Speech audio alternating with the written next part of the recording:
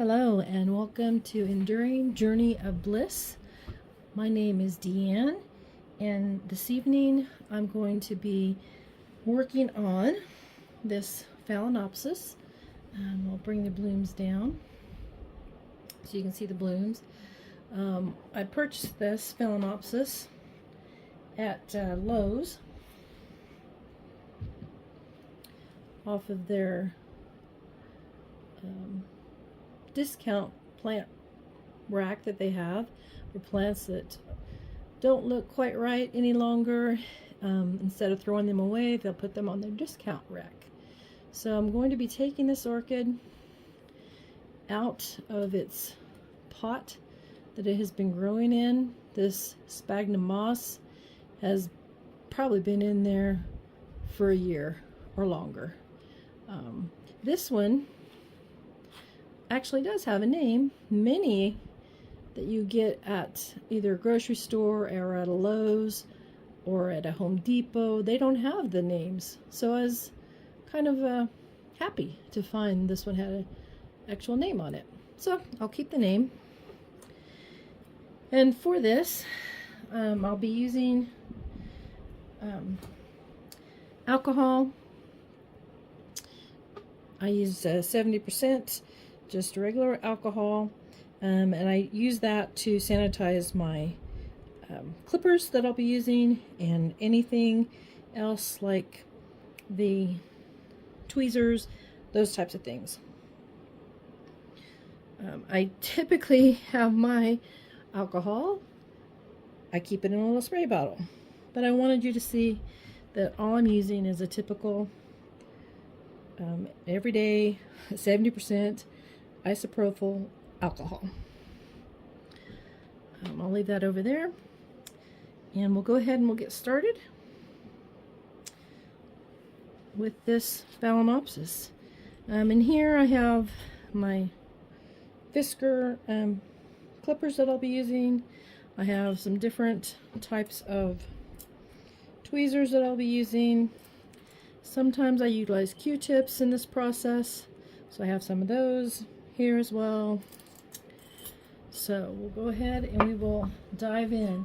I also have the new little container, at least for this presentation. I don't know if it will live here or not, but I have it on hand. So let's make sure that this is going to be on the screen for you. I'll set it down right here. Doesn't want to stay in place. I'll put it back in the little cup I had it in. When I bring home a new orchid, I will isolate it from all my other plants. I will give it a nice drink of water that has some nice nutrients for it. Some Seaweed Extract, some Kali Mag, and some stress coat that helps take out all of the chlorine and other harmful chemicals that are in a lot of our tap water these days in the United States. So all I'm doing is kind of squeezing this, and then this old plastic container comes right off. So this will go in the trash. I've got that over here on the side that you can't see, but I have it there. And so we'll take a look at the roots, and actually it has some pretty good looking roots. But as we dive in, I may have to be removing some, cutting some back. Alright, so we'll go ahead and get started. Let me see if I can move this down just a little bit more so that you can see it, see exactly what I'm working on. Okay. And so for this process, you just start removing the sphagnum moss. Just pull it out gently. You don't have to be super gentle, but you want to be gentle. And if you're feeling resistance, it could be due to a root. Could be due to different things like that. This might end up having a little plug inside here when we get down that far. We shall see. So all I'm doing is just removing all this old stuff. We're gonna go ahead and take off the the spike. Pole, they have a little, no, they've got another, they must have another up here that I don't see. They do. I'll take this off. I'm gonna have to lay it down. This one is like a twisted, so it's not coming off as easy as that little clip did. I don't know if you can see what I'm doing. No, you cannot. So sorry, my apologies. Let me move this down. So this one was not a clip. It's a little piece of wire, a little brown. It's coated wire. So I have to remove that. Then I can take the little stick off. So that one's free. I'll go ahead and I'll free this one. The clips come off super easy. Again, this one has that same type of wire holding this in place. I'll go ahead and loosen it so I can remove it. And there we go. Alright, I'll lay this over here. And so now I have nothing holding these spikes. So it's on me to be very careful and not break them at this point, right? Okay, so we'll go ahead and continue to remove all of this. And as you get in further into the center of this sphagnum moss, you will see some roots that have a more white or cream color to them. We have one getting ready to be exposed right there. You can see it right here. Whereas this is nice green. This has been exposed to light, so it has photosynthesis.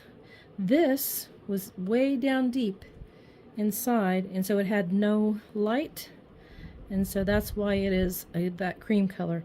As long as that feels firm and is not squishy or looks rotted, then it is still a good viable root for us to maintain on this orchid plant. So, and I did soak this. Typically I will isolate any new plant I bring home. I do not put it in with my other orchids or my houseplants because I don't want to risk the chance of having mealybugs, spider mites, anything like that exposed to my collection, because then my problem becomes, you know, 150 plants versus one plant that I have to treat for that infestation. So this has been isolated now for I want to say almost 5 days now. It's been soaking for 2 days, and the soaking is helping, I think, with the removal of this moss, the sphagnum moss from around the root system here. And actually the root system is not looking near as bad as I thought it might have looked. We've almost got all of it out. I will have to go in and give it a good wash in I've got a nice big like a Lowe's bucket with some water in the other room. I'll swish it around in that, and that will help get some of this that's remaining. Hopefully you can see that root mass, but you can also see the moss still inside. I'm hoping that's showing up good for you. And so we had, grab this out of the trash. So we had this little cup, and all this was in there, packed as tight as they could around the roots of this orchid. Like I said, this actually looks like a pretty good, see if we can get underneath here in the light. I don't think I'm gonna have to trim any of these off. I'll know a little more once I have washed it well. Like I said, I kind of dip it in that big 5-gallon Lowe's bucket repeatedly, because that motion, that up and down motion, helps with loosening up the rest of this moss that's on here. So I'll kind of pull this over a little bit. I'll set this in the container it had been soaking in for now. Put this back over here in the trash can on the side. So I want to go ahead and I want to take a look up here, and any of these that are not the healthiest, such as this bloom here. As you can see, it's kind of torn, and then this one right here as well, it's missing the top petals. So I will go ahead and remove those, because those are taking some energy away from the plant at this point. I'll go ahead, whoops, I almost made a major error. I have my little cotton here, but I did not spray it with my alcohol. So I'll spray my little cotton. Again, this is the isopropyl alcohol, 70%, that I put in my spray bottle. Then I need to wipe down. And I do this wipe down when I get done as well, so I doubt if there would have been anything on there, but safe than sorry, and that is part of my process. So I apologize, I almost missed it. And so, yes, so I will cut, let's lay this right here. I will cut this off. As you can see, it is missing its top petals there. I'll cut that off. And once I do, you will see on the very tip,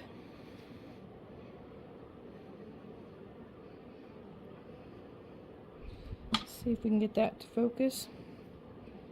There is a new bud forming. There we go. Right up there at the top, right by my finger, right here. That's a new bud. This very bright green, that's where we just cut.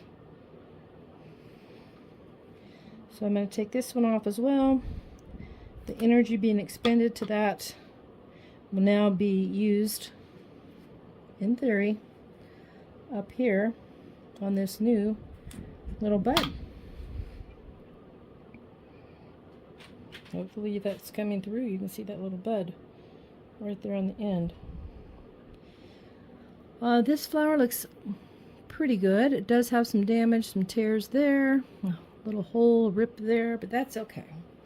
I'm going to flip this around, and I'm going to take a look here at these blooms again. We have kind of a hole in this petal. This one looks quite nice, and I don't think I'm going to remove either one of those two. Let's look here at this third one.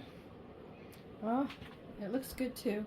And actually, this one, if I can get this to come in and get this to focus for you, you can see right here behind my finger there, my index finger, there is the growth point with a new bud.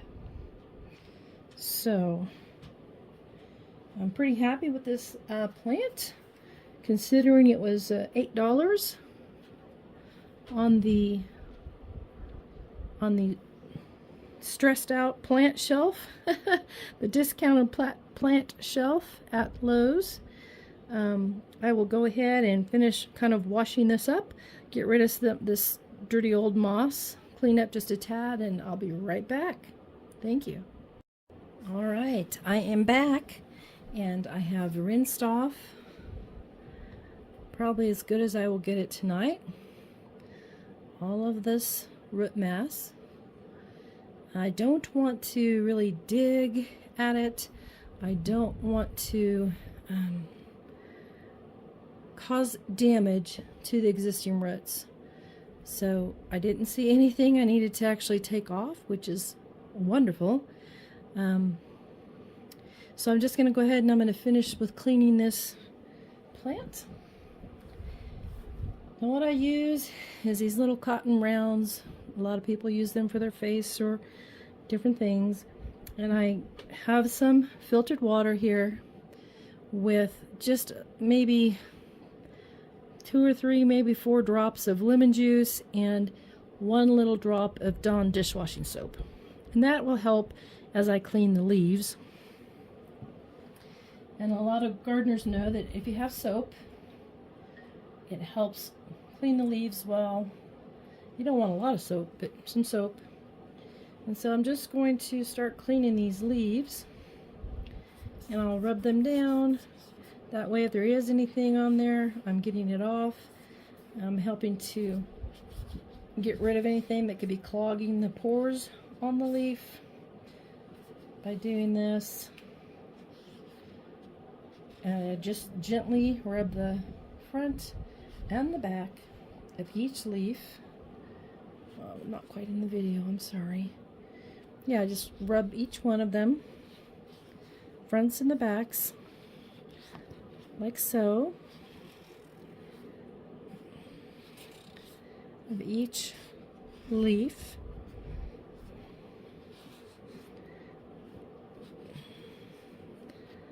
And you'll kind of see I am getting some buildup on my cotton swab. Continue with this bottom leaf. Alright, so now I'm going to turn it over and I'm going to do the other side of the plant. And I'm going to just clean the leaves.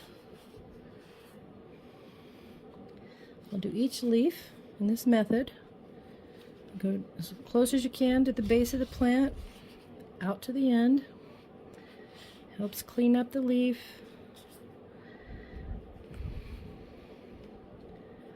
Helps with photosynthesis and with the health of the plant to have clean leaves on it. So I'm almost done with this. And there we go. And so here's the other side. Throw this in the trash over here off screen. And we'll take another look here at the root system together. Like I said, the ones that are, there's some moss that I missed. The ones that are the I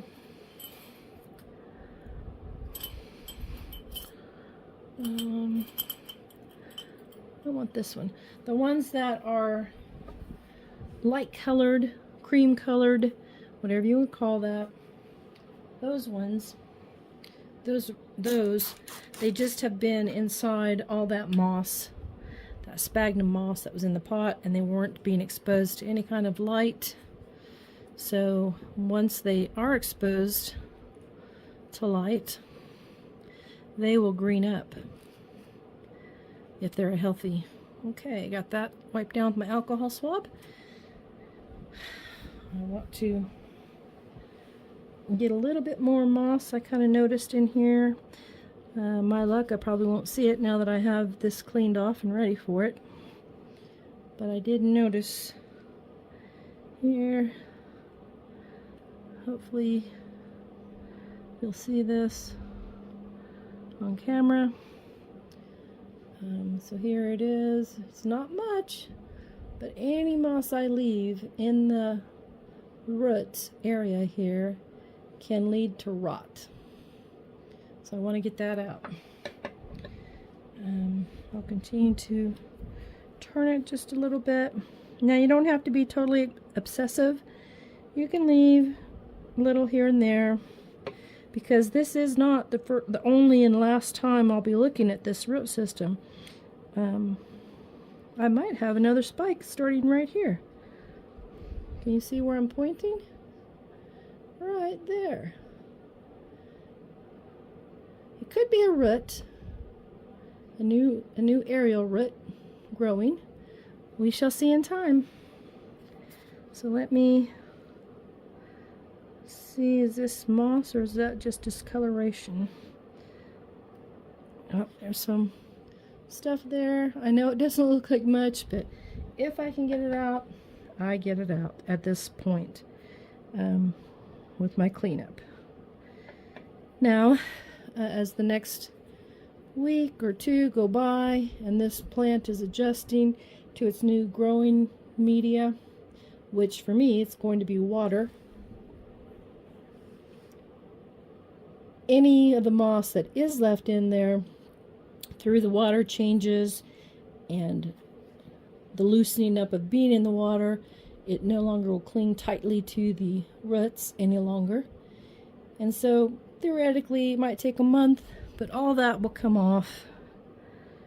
So you don't have to be totally, I have to get every single piece, but you want to get as much as you can. Just makes it easier on the plant and on you in the long run. Okay, so I do think that is a pretty clean orchid at this point. So what I'll do now is I want to take that same soapy solution that I have in my little container here. It's got a little lemon juice, little Dawn dishwasher soap, and filtered tap water. And the same way that I cleaned each leaf, I want to go ahead and clean each of my flower spikes. So I'll start at the base and I kind of wrap that around and I just go up the flower spike itself, kind of giving it a nice little clean up to the area where the buds are at, the blooms. And I will do that here as well. And again, you're just kind of trying to give it a general clean and welcome to your new home type thing. I'll do the same on this spike. Start at the base, all the way up the spike, like so. Have to lay it down over here so that I can look here at the... Now this apparently is a flower that broke in the store. I typically don't cut them like that. I cut them much cleaner than that. So I'm going to go ahead and get my clippers and cut that a little bit better. Just kind of cleans it up a little. And then I'll finish coming up the rest of that spike up to where we have this growth here. Hopefully you can see that growth. So I'll just kind of do the back part of that. I don't want to hurt or hinder the growth of that in any way. All right. So this is looking really good. I'm quite happy with this. I'm kind of surprised. Well, I know why it was on that discount rack, and it is because the blooms had kind of started to, they were getting torn. They weren't looking quite as nice as they would have first looked when they came into the... I kind of want to, before I do that, I want to clean around the crown just a little bit. One of the things with monopodial orchid, which that's what Phalaenopsis orchids are, they're monopodial. They grow from one point. You do not want to get their crown wet. You don't want to get water in the crown, because if you have water in the crown of the plant, that can cause root rot or crown rot, and that will kill an orchid. Now sometimes if you do get some crown rot, the orchid will try to reach, the orchid will try to save itself by putting out a kiki, which is a baby orchid. But hopefully in my case, this is going to grow just fine. I will put it in this little vase right here, and we'll go from there. Thank you so much for joining. I hope you all are having an amazing evening. I will tip this down so you can get one last look at this beautiful blossom on this Phalaenopsis. Thanks for visiting, and I hope you stop by again soon. Take care.